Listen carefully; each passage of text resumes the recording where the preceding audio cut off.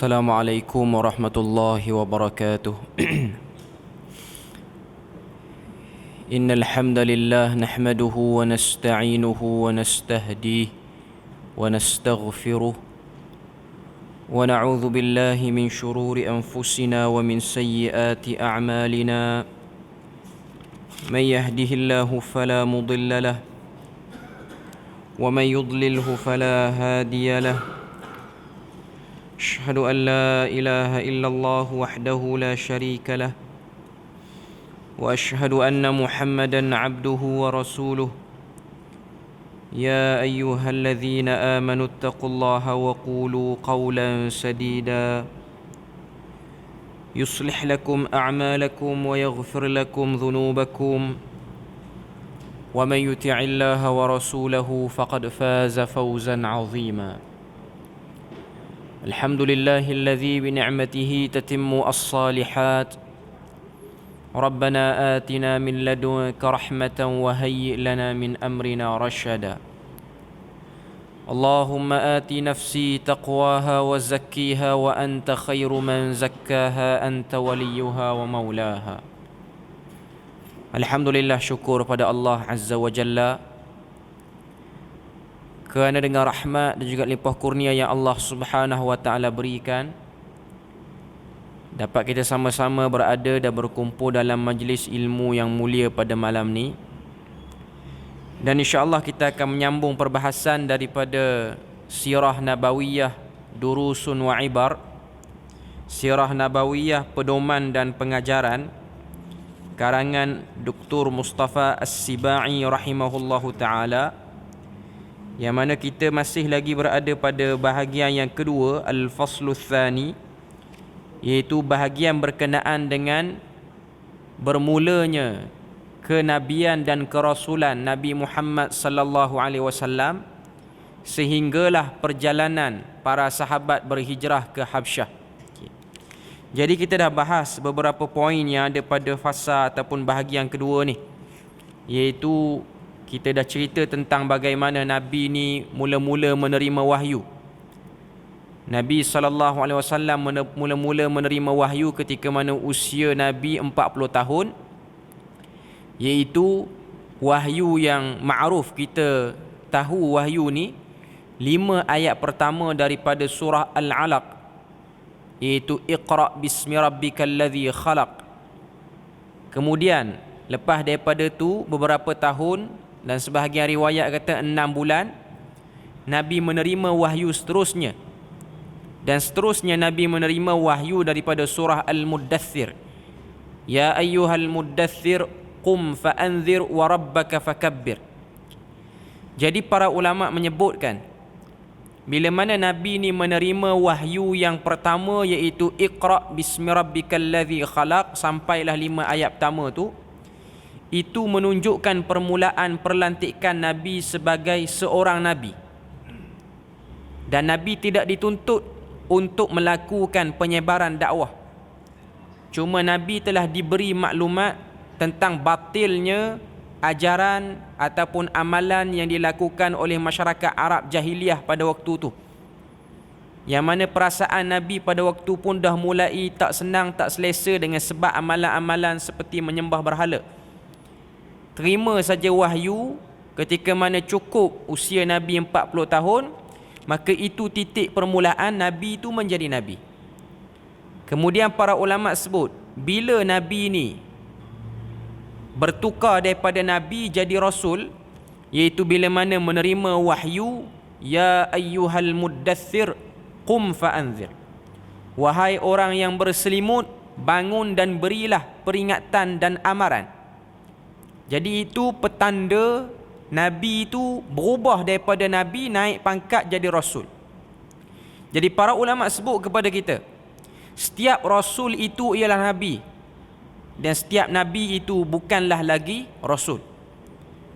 Maknanya mana-mana Rasul, automatik dia Nabi.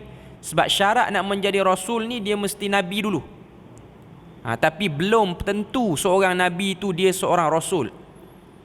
Contoh Nabi Khidir alaihi salam sezaman dengan Nabi Musa. Nabi Musa Rasul, Nabi Khidir seorang Nabi. dari segi pangkat besar Nabi Musa alaihi salam. Kita duk baca ayat-ayat berkenaan dengan pertemuan Nabi Musa dan Nabi Khidir dalam surah Kahfi. Jadi tu nak tunjuk pada kita tentang konsep sebenar Nabi dan juga Rasul. Jadi kita dah bahas mula-mula turun wahyu dan wahyu-wahyu yang awal, sehinggalah Nabi menzahirkan, menjaharkan dakwah yang ditaklifkan kepada Nabi untuk Nabi sampaikan. Bila mana turun ayat yang berbunyi wa anzir ashiratakal aqrabin, wahai Muhammad, berilah peringatan kepada ahli keluarga kamu yang dekat. Lalu Nabi pun pada waktu tu setelah 3 tahun berdakwah secara sembunyi-sembunyi, berpusat di rumah Al-Arqam bin Abi Al-Arqam, maka bermulalah dakwah Nabi disebar luaskan luar daripada rumah Al-Arqam bin Abi Al-Arqam. Peristiwa yang menjadi penanda aras dakwah Nabi bermula, iaitu peristiwa Nabi naik di atas Bukit Safa dan Nabi kumpulkan semua ahli keluarga kaum kerabat Nabi daripada kalangan Quraisy dan juga mana-mana orang yang ada di Mekah pada waktu itu, untuk Nabi beritahu siapakah diri Nabi dan apa tuntutan semua orang terhadap diri seorang Rasul dan Nabi itu, iaitu Nabi Muhammad sallallahu alaihi wasallam. Jadi bermulalah siri dakwah Nabi. Bermulalah penentangan yang bermula daripada bentuk penentangan lisan. Maknanya Nabi bercakap, orang akan counter balik, orang akan lawan balik guna lisan. Maknanya guna hujah bercakap. Lepas pada tu berubah naik kepada pembantaian fizikal. Maknanya dah berani nak pukul Nabi, nak sakiti Nabi dan juga orang yang beriman.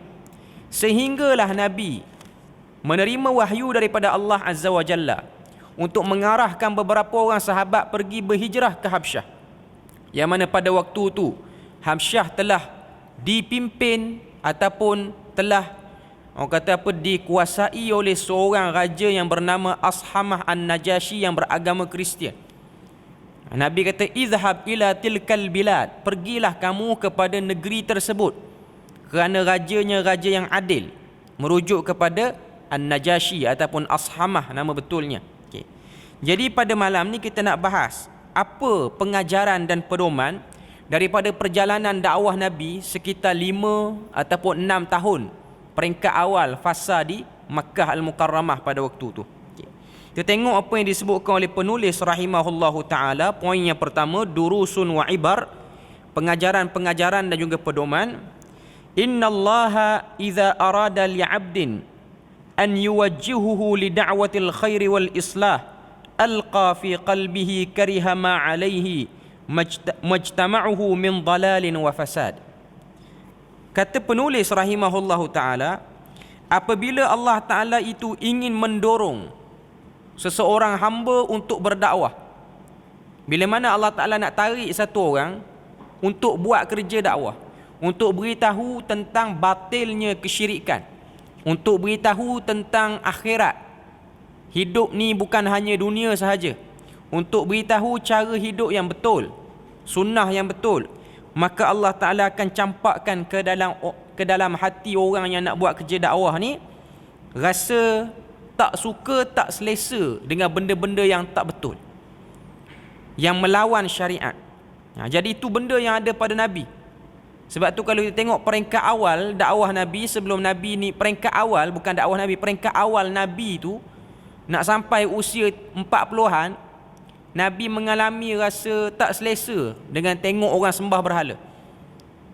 Jadi itu perasaan yang Allah Ta'ala akan campakkan ke dalam mana-mana para pendakwah, sama ada Nabi dan Rasul ataupun yang datang selepas daripada tu, daripada kalangan sahabat, tabi'in, sampailah ke zaman kita ni. Jiwa seorang pendakwah ni tak selesa tengok orang buat benda yang tak betul dari segi syariat. Itu memang lumrah, itu memang ketetapan yang dah Tuhan letakkan. Itu yang pertama. Yang kedua yang disebutkan sini oleh penulis rahimahullah, Nabi Muhammad sallallahu alaihi wasallam tidak pernah bercita-cita menjawat tugas kenabian dan tidak pernah mengimpikannya. Apa yang Allah ilhamkan kepada baginda hanyalah rasa cinta untuk berkhulwah, melakukan ibadat. Jadi Nabi SAW bukanlah seorang lelaki yang ada rancangan untuk menakluk Mekah ataupun cuba nak cari pengaruh di kalangan para penduduk Mekah. Cuma Nabi itulah satu orang yang rasa tak selesa dan Nabi nak menyendiri daripada perbuatan ataupun suasana masyarakat Arab pada waktu itu.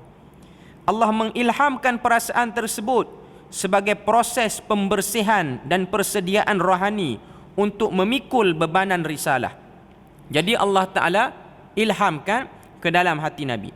Sekiranya baginda bercita-cita memperolehi pangkat kenabian, nescaya baginda tidak takut ketika wahyu diturunkan kepadanya. Jadi penulis nak cerita pada kita, Nabi tak sangka Nabi itu akan jadi Nabi. Sebab tu ada hadis yang diriwayatkan oleh Al-Imam Ahmad. Nabi kata, innallaha yanzuru ila ahlil ard. Allah Ta'ala itu telah melihat kepada para penduduk bumi. Lalu ia memilih aku daripada para penduduk bumi yang ramai itu untuk menjadi pembawa risalah kepada ajaran tauhid ni.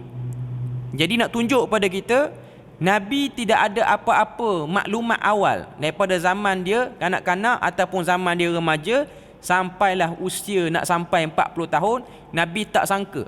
Walaupun nama Nabi-Nabi lain itu bukanlah nama yang asing bagi masyarakat Arab pada waktu tu. Sebab kita pun tahu, Arab Jahiliyah ataupun Arab Quraisy ni, mereka terbentuk dengan sebab keturunan Nabi Ismail alaihissalam. Jadi Nabi Ismail, Nabi Ibrahim dan Nabi-Nabi yang lain bukanlah orang ataupun satu benda yang asing.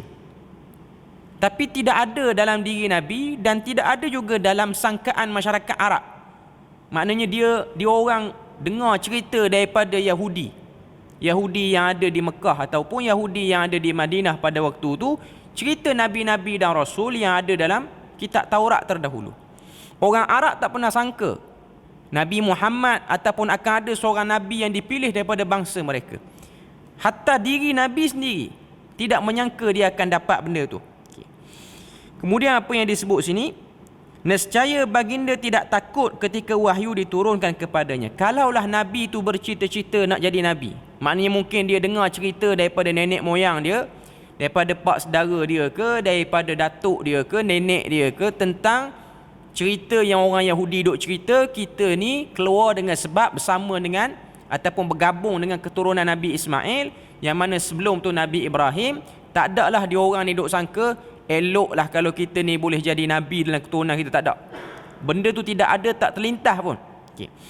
Baginda juga tidak akan menemui Khadijah meminta penerangan tentang rahsia kejadian yang dilihat di dalam gua Hira itu. Sebab dalil dia, Nabi takut bila mana terima wahyu. Kalau Nabi ni dia duk tunggu dia nak jadi Nabi, dia tak terkejut dengan pertemuan dia dengan Jibril kali pertama tu. Melainkan perasaan dia rasa bangga, tapi rasa yang ada pada Nabi, perasaan yang ada pada Nabi waktu tu ialah perasaan takut, gementar. Bahkan Nabi rasa ni macam Nabi disampuk sesuatu. Jadi itu keadaan yang kita boleh tengok pada peringkat awal Nabi nak terima kenabian ni. Rasul sallallahu alaihi wasallam mendapat kepastian bahawa baginda adalah Rasul hanya setelah melihat Jibril. Begitu juga setelah Waraqah bin Naufal menegaskan perkara itu kepada baginda. Maknanya selepas daripada pertemuan dengan Jibril di Jabal Nur, di Gua Hira, terima 5 ayat pertama tu, maka Nabi takut gementar. Ini yang kita tengok. Sebab tu Nabi berlari balik ke rumah, jumpa isteri dia, ketuk pintu rumah isteri dia, rumah dia lah. Dan Nabi pun kata, zammiluni, zammiluni, selimutkan aku. Orang Arab ataupun kalau kita tengok perkataan Arab, perkataan zammil. Zammil ni maksudnya selimutkan aku untuk hilangkan rasa ketar ataupun gementar, rasa takut. Sebab tu kalau tengok dalam Quran dia ada 2 surah. Satu Al-Muzammil, satu Al-Muddathir. Buka terjemahan bahasa Melayu, dua-dua terjemah wahai orang berselimut. Tapi dia tetap ada beza. Dia mustahil sama. Sebab kalimah-kalimah Quran ini pemilihannya, tafsirannya ada perbezaan. Para ulama sebut ya ayyuhal muzammil, maksudnya apa? Wahai orang-orang yang berselimut kerana ketakutan. Adapun ya ayyuhal muddathir, wahai orang-orang yang berselimut kerana lena tidur. Itu ada beza. Selimut kerana takut ataupun sakit ataupun demam, dan yang kedua selimut kerana tidur, kerana nak selesakan tidur kita. Okay. Jadi tu ada beza. Bila mana Nabi sebut zammiluni, dalil kepada takut dan gementar. Bukan Nabi kata dathiruni, selimutkan aku untuk aku tidur lena malam ni, lepas pada jumpa Jibril alaihi salam. Okay. Jadi nak sebut pada kita, Nabi tak tahu apa lost point, apa yang dia bertemu pada malam tu di Gua Hira. Okay.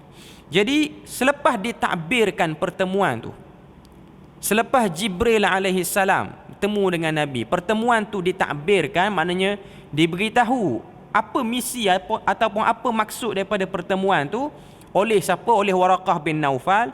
Barulah Nabi tahu Nabi ini telah dipilih untuk menjadi Nabi dan juga Rasul. Waraqah memberitahu baginda apa yang dialami baginda di dalam gua tersebut adalah petanda wahyu yang pernah diturunkan kepada Nabi Musa alaihissalam. Kita pun dah bahas sebelum ni, Waraqah bin Naufal ni antara ahli kitab yang beragama Kristian, dan dia ni boleh berbahasa dengan bahasa Ibrani, boleh baca kitab asal, Taurat, Injil apa semua ni. Jadi maklumat-maklumat tentang Nabi akhir zaman dia maklum, dan dia bukanlah daripada kalangan ahli kitab yang jahat, dia ahli kitab yang benar. Sebab tu bila mana dia sebut pada Nabi, dia kata sesungguhnya orang yang bertemu dengan Namus iaitu Jibril dan dapat beberapa pesanan ataupun beberapa ayat daripada Jibril ni, maka mereka ni akan jadi Nabi dan Rasul. Dan orang yang jadi Nabi dan Rasul ni, dia akan sampai satu keadaan dia akan dibenci oleh kaumnya dan mungkin akan dihalau oleh kaumnya. Nabi pun tanya, amukhrijiyahum, adakah aku akan dihalau hanya kerana aku dapat dan nak beritahu, nak sampaikan pada orang wahyu ni? Maka kata Waraqah bin Naufal, tidak ada orang yang terima macam yang kamu terima, melainkan semuanya akan taruda min qaumihi, dikeluarkan ataupun dihalau, dibenci ataupun menjadi orang yang tak dipersetujui oleh kaumnya, mana-mana orang pun. Okay. Jadi itu yang Waraqah bin Naufal sebut. Dan Waraqah bin Naufal kata, kalaulah aku ni masih lagi di usia muda, aku akan bersama kamu, aku akan tolong dakwah yang akan kamu terima ni. Nak tunjuk pada kita dia daripada kalangan ahli kitab yang benar. Okay. Seterusnya kata penulis rahimahullah, pengajaran yang ketiga, jika dakwah islah merupakan satu perkara yang janggal kepada kepercayaan dan mentaliti kebanyakan orang ramai, pendakwah tidak perlu menyampaikannya secara lantang. Dia perlu menangguh langkah dakwah secara terang-terangan sehinggalah sebilangan manusia telah mengimani dakwah tersebut dan sanggup berkorban apa sahaja, mahal maupun murah, demi dalam jalan dakwah. Langkah ini dilakukan supaya jika pelopor dakwah disakiti, para pengikut yang beriman dan dengan dakwahnya akan bangkit melakukan kewajipan dakwah yang ini menggantikan beliau. Poin ketiga, kata Dr. Mustafa As-Sibai, sebab apa dakwah yang Nabi lakukan ni, dia ada fasa sembunyi dulu, lepas tu ada fasa terang-terangan. 3 tahun Nabi buat dakwah secara sembunyi. Tujuan dia apa? Untuk mencari pengikut-pengikut setia dan mencari kekuatan daripada dalam. Maknanya nak bagi akar dakwah tu subur dan kuat, supaya jika berlaku sesuatu yang buruk pada Nabi, imma Nabi ni jatuh sakit kerana dakwah ataupun Nabi ni mati kerana dakwah, maka dakwah ini akan disambung oleh pengikutnya. Maknanya nak beritahu pada kita akan ada orang yang membawa dakwah ni. Dan sifat manusia ni memang macam tu. Dia akan mudah terpengaruh dengan apa-apa saja yang dia rasa boleh mengeluarkan dia daripada kesusahan ataupun boleh menjawab beberapa persoalan dalam hidup dia. Sebab tu kalau kita tengok mana-mana ajaran yang ada atas dunia ni pun, imma ajaran tu ajaran yang betul ataupun ajaran sesat sekalipun. Sebab apa ada pengikut?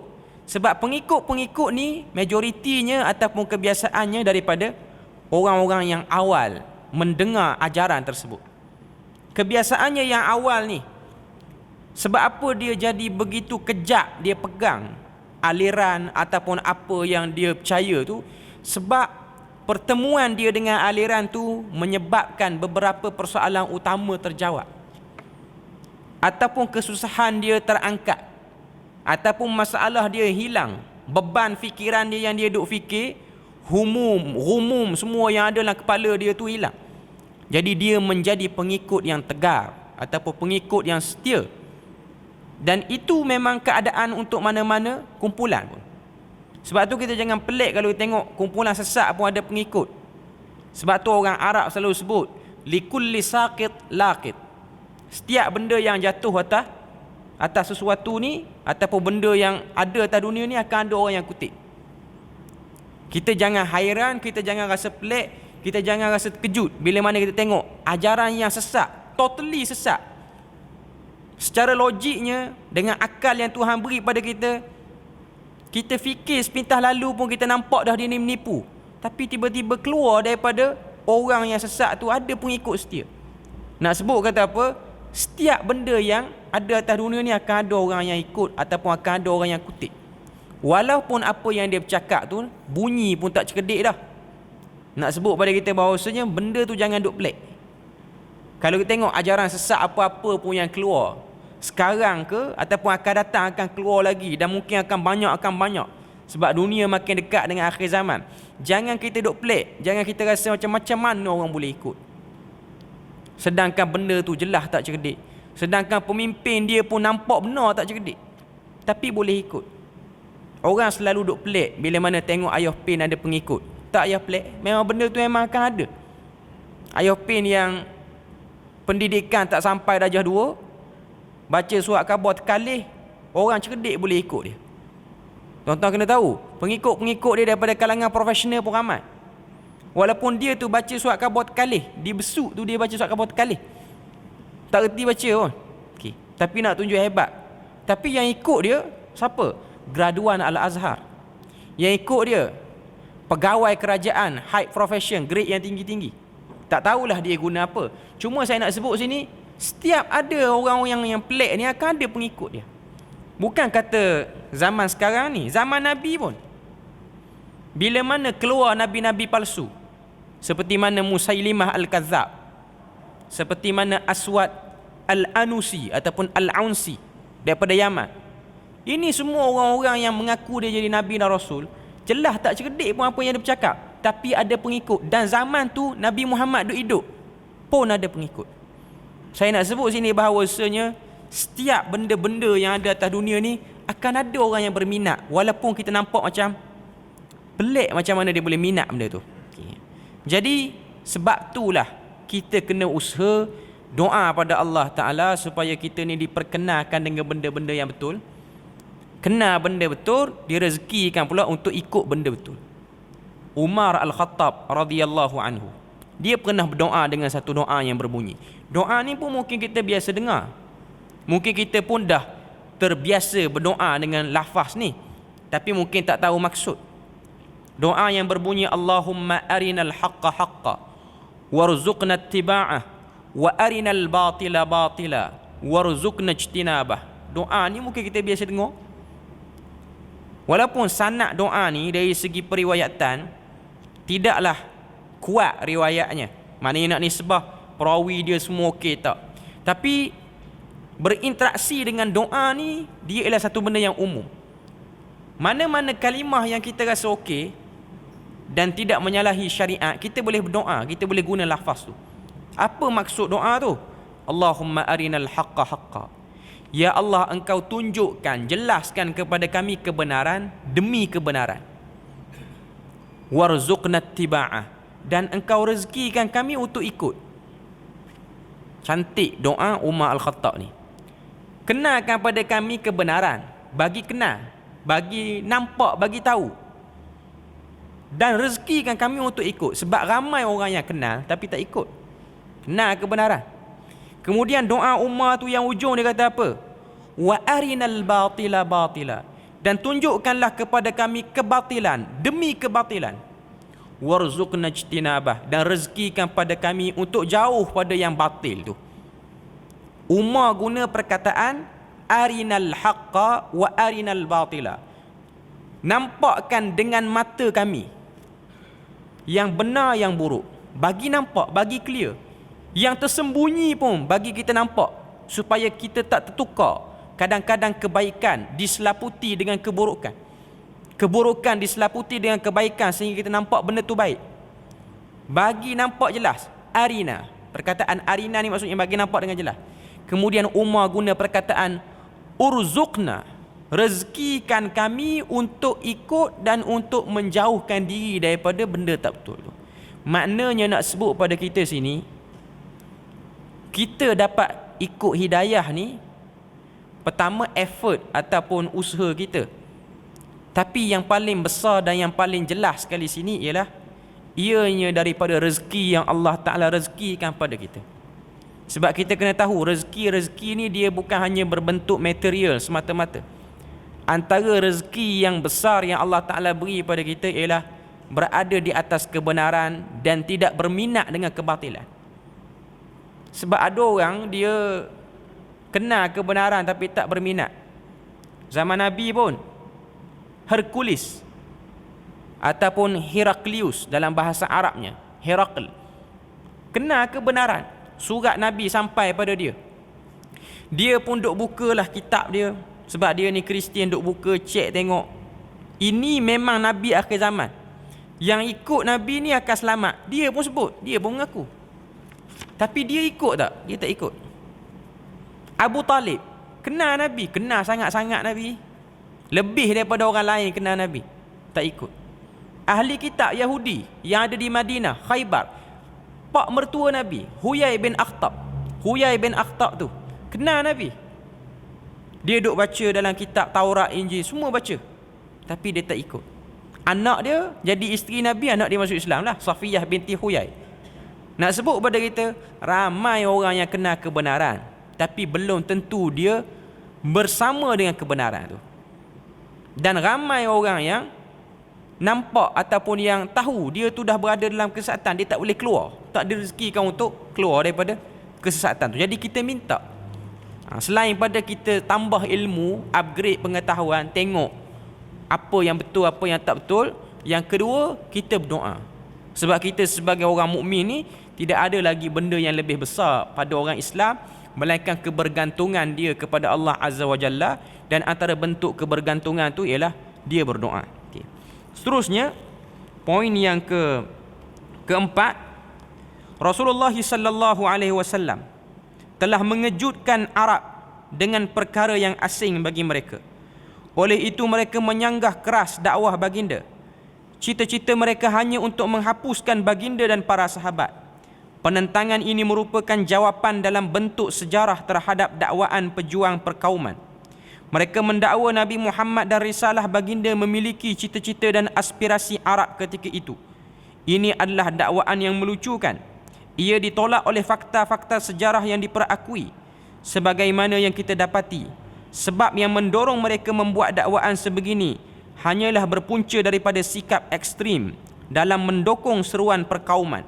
Dakwaan ini juga didorong oleh keinginan mereka menjadikan Islam sebagai urusan yang zahir daripada kepribadian dan pemikiran Arab. Sini dia nak sebut sebab apa pembesar-pembesar Quraisy, orang-orang tertentu daripada kalangan orang kafir musyrikin, lawan Nabi sungguh-sungguh. Sebab apa lawan Nabi sungguh-sungguh? Sebab mereka ada kepentingan lain. Mereka bukan tak faham bahasa yang Nabi duk cakap tu. Sebab tu dalam Quran Allah Ta'ala duk tekan, inna hadzal qur'anan arabiyya, Quran ini kami turun dalam bahasa Arab. Bahasa yang kamu duk cakap, Nabi ni pula mari pada bangsa kamu, bangsa Arab. Bangsa kamu sendiri, bukan bangsa orang lain. Cakap bahasa kamu, bergaul dengan kamu, kitab suci pula turun bahasa kamu, tapi tak mau ikut. Sebab apa? Adakah tak faham apa yang Nabi bercakap? Tak faham ayat-ayat dalam kitab suci? Bukan tak faham, tapi buat-buat tak faham. Sebab ada benda lain yang menghalang untuk dia ikut. Yang mana kalau kita tengok ada satu riwayat daripada Abu Sufyan radhiyallahu anhu, salah seorang sahabat yang peringkat awal lawan Nabi. Dia pun juga bapa mertua pada Nabi. Kan kalau tengok Abu Sufyan ni, anak dia Ummu Habibah kahwin dengan Nabi. Tapi peringkat awal dia lawan dakwah Nabi. Nak masuk Islam tu pun tahun yang ke-8 Hijrah. Tahun berlaku pembukaan kota Mekah baru masuk Islam. Abu Sufyan, dia pernah terserempak dengan Abu Jahal. Ni fasa Mekah. Pernah terserempak dengan Abu Jahal. Abu Jahal pergi dekat rumah Arqam bin Abi Arqam. Duk buat apa kat rumah Arqam bin Abi Arqam? Duk dengar Nabi, ataupun duk cuba dengar, curi dengar ayat-ayat Quran yang Nabi baca. Dia curi dengar. Lalu terserempak dengan Abu Sufyan. Abu Jahal duk dengar, curi dengar. Abu Sufyan lalu kawasan tu, dia pun tegur. Itu Abu Jahal. Tanya Abu Jahal, buat apa sini? Waktu tu Abu Jahal dah start lawan dakwah Nabi pun. Abu Sufyan tanya Abu Jahal, apa sebab? Apa sebab duduk di rumah ni mengendap curi dengar, nak cari maklumat ke apa? Abu Jahal kata, aku nak dengar Quran yang Muhammad baca. Abu Sufyan kata, ada yang tak kena kepada ayat yang Muhammad baca tu, ataupun Quran tu? Jawab Abu Jahal, bukan tak kena, aku suka dan aku sedap dengar Quran yang Muhammad baca. Tu Abu Jahal. Abu Jahal yang lawan tu, Abu Jahal yang masuk senarai blacklist perang Badar yang mati tu, dia kata sedap dengar Quran ni. Quran ni sedap. Okay. Abu Sufyan tanya, dah sedap sebab apa lawan? Dia kata lawan bab lain. Yang sedap tu sedap. Kita lawan Muhammad sebab takut Muhammad ni orang suka kita hilang kuasa. Dia jawab lagu tu. Itu ada dalam sirah. Okay. Kita lawan Muhammad ni bukan kerana apa yang Muhammad tak betul. Kita semua harap faham apa yang Muhammad sebut tu memang betul pun. Tapi kita lawan Muhammad atas dasar perkauman, macam apa yang disebutkan sini. Kita takut Quraisy hilang kuasa. Sebab Muhammad dia tak suka Quraisy saja jadi pemimpin. Dia akan bagi dengan cara yang adil. Sebab Nabi ni dia bersifat dengan sifat yang adil. Dan Nabi ni dia tidak melihat kepada mana-mana bangsa. Sebab tu bila mana kita tengok kuatnya perkauman bangsa Arab ni. Kuatnya perkauman. Perkauman itulah yang menghalang orang-orang Arab untuk cepat terima dakwah Nabi.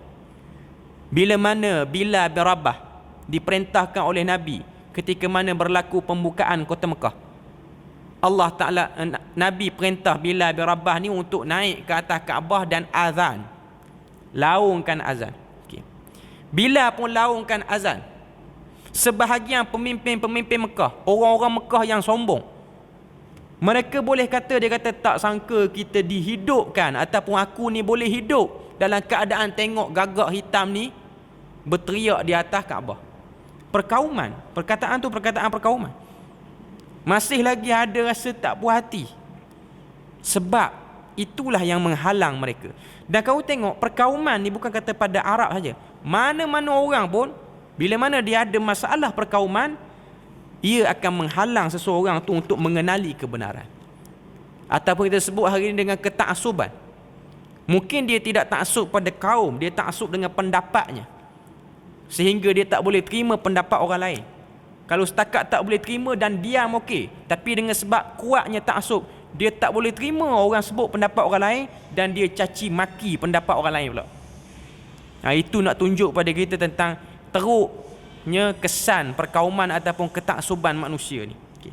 Seterusnya yang kelima yang disebutkan oleh penulis ini, antara pengajaran dan pedoman sirah Nabi fasa yang kedua ni, walaupun setelah golongan jahat dan sesat mengenakan seksaan dan penindasan ke atas orang-orang mukmin, mereka tetap berpegang dengan akidah mereka. Ini menjadi bukti kejujuran iman dan keikhlasan pegangan akidah mereka. Ia juga menunjukkan ketinggian jiwa dan rohani mereka.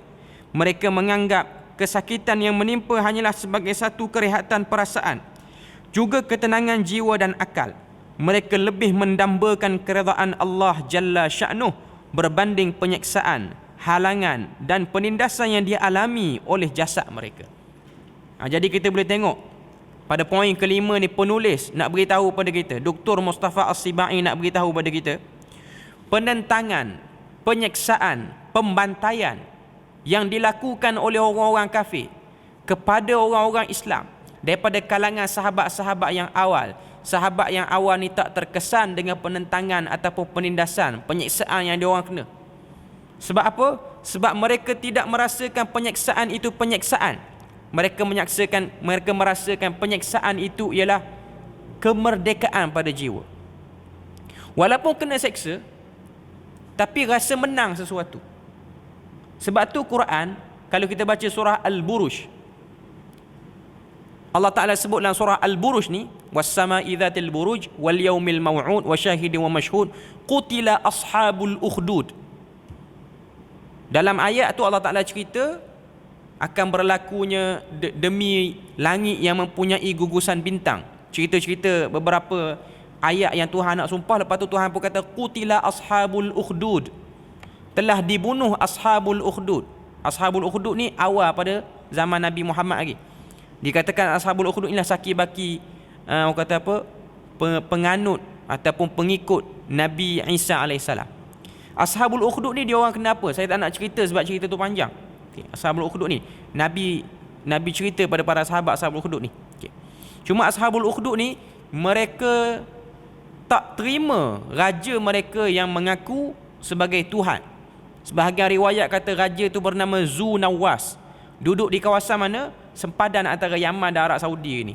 Sebab tu ada kawasan tu orang percaya situ ialah parit yang dibakar orang-orang yang tak mau terima raja ni sebagai Tuhan, nak terima Allah Ta'ala sebagai Tuhan. Tapi itu dakwaan je lah. Okay. Dia panggil ashabul ukhdud di situ. Okay. Allah Ta'ala bila mana cerita qutila ashabul ukhdud an-nari dhatil waqud idhum 'alaiha qu'ud wa hum 'ala ma yaf'aluna bil mu'minina syuhud, sampailah ayat tu wa dzalika huwal fawzul 'azim, dan itulah kemenangan yang besar dan agung. Walaupun ashabul ukhdud, bilangan mereka yang dibakar oleh raja yang zalim pada waktu tu, riwayat sebut 30,000 hingga 50,000 orang dibakar dengan sebab mempertahankan keimanan. Tapi semua yang dibakar tu Allah Ta'ala kata mereka menang. Mereka menang sesuatu walaupun zahir mata nampak kalah. Sebab tu riwayat kata ada satu orang perempuan yang dah beriman dengan Allah Ta'ala, dia nak terjun dalam parit yang ada api tu. Dia duk, orang kata apa, duk gendong anak dia, anak yang kecil. Tentera kata terjun ataupun kamu balik pada agama asal. Raja tu kata. Dia macam kesian ke anak yang kecil ni. Dia rasa macam dia nak berpura-pura. Allah Ta'ala takdirkan anak dia yang kecil itu bercakap. Anak dia kata, isbir ya ummah, sabarlah wahai ibu, fa innaki 'alal haq, kamu berada atas kebenaran. Terjun sekali. Ini antara bayi yang boleh bercakap. Nabi Isa, bayi dalam cerita Juraish, dan beberapa bayi yang boleh bercakap. Nak sebut pada kita, mata nampak kalah, 30,000 mati. Tapi Tuhan kata ia menang. Dia macam Bilal bin Rabah, kena hempap dada dengan batu. Zahir nampak teruk Bilal bin Rabah kena. Tapi bila mana sahabat tanya, wahai Bilal, sakit ataupun tidak kena? Bilal kata, sakit memang sakit lah, tak dapat nafi sakit. Tapi bila mana aku mengikrarkan Tuhan itu satu, Tuhan itu esa, ahadun ahad, dia sebut, aku rasa bebas dan aku rasa free. Sebab aku dapat sebut apa yang aku nak pada orang yang tak betul ni. Walaupun nampak macam kena teruk. Ini perasaan yang ada pada orang yang memperjuangkan kebenaran. Walaupun dia kena teruk, walaupun dia kena bunuh apa semua, tapi dia rasa dia menang sesuatu. Dengan sebab dia menzahirkan, dia boleh ekspresikan benda benar. Dan kebenaran tu bakal menjadi lipatan sejarah yang akan orang kenang sampai hari ini. Walaupun kita nampak yang berkuasa pada waktu tu ialah tuan pada Bilal, tapi hari ini kita cerita-cerita Bilal, kita tak nampak Bilal tu tak betul. Kita nampak Bilal tu betul. Yang jahatnya ialah tuan Bilal tu. Jadi nak sebut pada kita bahawasanya itulah yang ada dalam jiwa para sahabat pada waktu tu. Allah Subhanahu Wa Taala penuhkan hati para sahabat, walaupun kena tindas, walaupun kena bantai, tak terkesan dengan pembantaian. Tak bermudah-mudah untuk mereka ni tukar agama. Sebab tu saya nak sebut sini satu cerita. Cerita seorang sahabat bernama Abdullah bin Hudzafah As-Sahmi. Abdullah bin Hudzafah As-Sahmi ni, siapa dia? Dia salah seorang sahabat Nabi. Dan dia ni, dalam cerita yang kita nak cerita dan kita nak kongsi ni, ketika mana zaman Umar Al-Khattab. Saya nak cerita tentang jiwa orang yang beriman. Dia dipenuhi dengan rasa berani dan rasa merdeka walaupun dia kena teruk. Ketika mana Umar Al-Khattab jadi khalifah, Umar Al-Khattab hantar Hudzafah As-Sahmi ni pergi perang di kawasan Rom, kawasan pemerintahan Rom. Sampai di situ, mudah cerita, Islam kalah. 40 orang jadi tawanan perang. Salah seorangnya Abdullah bin Hudzafah As-Sahmi. Maharaja Rom tahu ini sahabat Nabi. Maharaja Rom kata kalau kita boleh jadikan dia sebagai Kristian, kita akan menang besar. Maknanya kita boleh jadi hujah untuk murtadkan orang Islam yang lain. Jadi dia pun panggil Abdullah bin Hudzafah As-Sahmi. Dia kata pada Abdullah bin Hudzafah As-Sahmi, aku akan beri pada kamu kahwin dengan anak perempuan aku, dan aku akan beri pada kamu separuh pada kerajaan aku, dengan syarat kamu tukar agama, tanassar, masuk Kristian. Apa jawab Abdullah bin Hudzafah As-Sahmi? Kalau kamu beri pada aku semua kerajaan kamu, kerajaan Arab, kerajaan Ajam, untuk aku tinggal agama ni walaupun sekelip mata, aku tak akan tinggalkan. Tunjuk pada kita apa? Semangat keimanan. Raja tu marah, dia kata penjarakan Abdullah bin Hudzafah As-Sahmi, jangan beri makan. Dia tak makan sampai dia lemah. Asal boleh solat berdiri, jadi tak boleh solat berdiri. Jadi duduk, baring. Panggil balik. Nak tukar tak agama? Tak nak tukar. Letak balik dalam jail. Masuk dalam jail, raja kata beri pada dia makanan yang haram di sisi Islam, iaitu babi dan juga arak. Letak situ. Kalau nak makan, dia makan yang tu. Abdullah bin Hudzafah As-Sahmi, dia tak mau makan walaupun dia tahu mudarat boleh makan. Sebab dia nak jaga keimanan dia. Walaupun dia tahu dari segi mudarat boleh makan, tapi dia nak jaga iman. Bila mana raja tengok luar biasa para sahabat ni, maka raja pun panggil tentera ataupun pengawal, letak makanan yang halal, bagi dia makan. Dia tengok makanan halal, dia pun makan. Makan sampai dia boleh berdiri balik, solat berdiri. Raja pun kata bila mana dia kenyang nanti, masukkan perempuan penari, perempuan yang seksi lah, bagi masuk dalam tu. Tujuannya nak goda bagi dia buat benda yang haram, iaitu berzina. Bila mana masuk perempuan tu goda Abdullah bin Hudzafah As-Sahmi, pergi ikut depan, belakang, kiri, kanan. Abdullah bin Hudzafah As-Sahmi tak layan, sehingga perempuan tu sarak. Sarak ni maksud dia histeria. Dia menjerit. Akhirnya pengawal keluarkan dia. Lepas dia tenang, raja pun tanya, Raja Rom tanya, apa sebab menjerit? Dia kata, aku tak tahu kamu masukkan aku kepada orang ke batu. Tak ada respon. Tak berminat. Sehingga aku jadi pelik. Aku ni pula rasa macam lelaki, dia tu perempuan, aku kena goda dia. Walaupun yang buat kerja tu perempuan. Tak boleh, luar biasa. Akhirnya Maharaja Rom dia macam desperate sangat. Dia pun minta sediakan kawah. Dalam kawah tu isi air dengan minyak, bakar, panaskan sampai menggelegak. Panggil tawanan-tawanan perang lain, termasuk Abdullah bin Hudzafah As-Sahmi. Lempar seorang. Bukan lempar Abdullah bin Hudzafah, lempar orang lain dalam tu. Bila mana lempar dalam keadaan api, dalam keadaan air dan minyak yang menggelegak tu, lempar jatuh je orang dalam tu, yang naik hanyalah tulang sahaja. Semua dah hancur. Lempar yang pertama, semua hancur. Yang kedua, tulang saja. Yang ketiga, tulang saja. Masuk kali yang keempat tu nak lempar, Maharaja Rom perasan Abdullah bin Hudzafah As-Sahmi ni menangis. Keluar air mata. Menangis. Jadi Maharaja Rom pun suruh stop kejap, panggil dia. Takut-takut dia nak tukar Kristian. Okay. Maka tanya Maharaja Rom, dah takut ke? Dah rasa nak tukar Kristian? Jawapan Abdullah bin Hudzafah As-Sahmi kali ni lagi menyakitkan hati raja. Dia kata apa? Dia kata, aku menangis bukan kerana aku takut, cuma aku menangis sebab aku cuma ada satu nyawa. Kalau Tuhan bagi pada aku bilangan nyawa sebanyak urat rambut yang ada di kepala aku, maknanya rambut kita ni ada berapa? 3,000, 4,000, bagi banyak itulah nyawa. Aku sanggup terjun keluar depan kamu, bagi kamu sakit hati. Maharaja Rom tak boleh nak buat apa. Last sekali apa yang dia minta? Aku minta kamu cium kepala aku, dan aku lepaskan kamu sekali dengan sahabat-sahabat lain, tawanan perang lain. Balik kamu ke Madinah. Sebahagian riwayat kata Abdullah bin Hudzafah cium, sebahagian riwayat kata tak cium, dia ludah.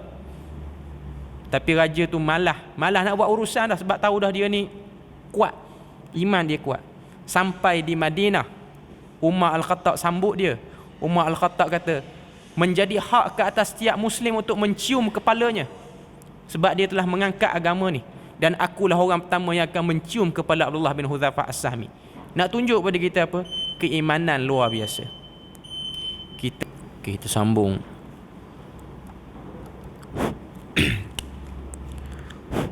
Kita sambung sikit lagi.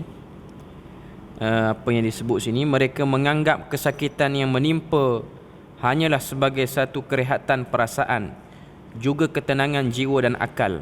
Mereka lebih mendambakan keredaan Allah berbanding penyiksaan, halangan dan penindasan yang dialami oleh jasad mereka. Okey. Jadi macam yang dah kita cerita tadi daripada cerita Abdullah bin Hudzafah As-Sahmi radhiyallahu anhu, bagaimana Allah Ta'ala memilih para sahabat yang mulia ni menjadi penjaga iman yang terbaik atas muka bumi. Sebab itulah Nabi sebut mereka ni sebaik-baik golongan.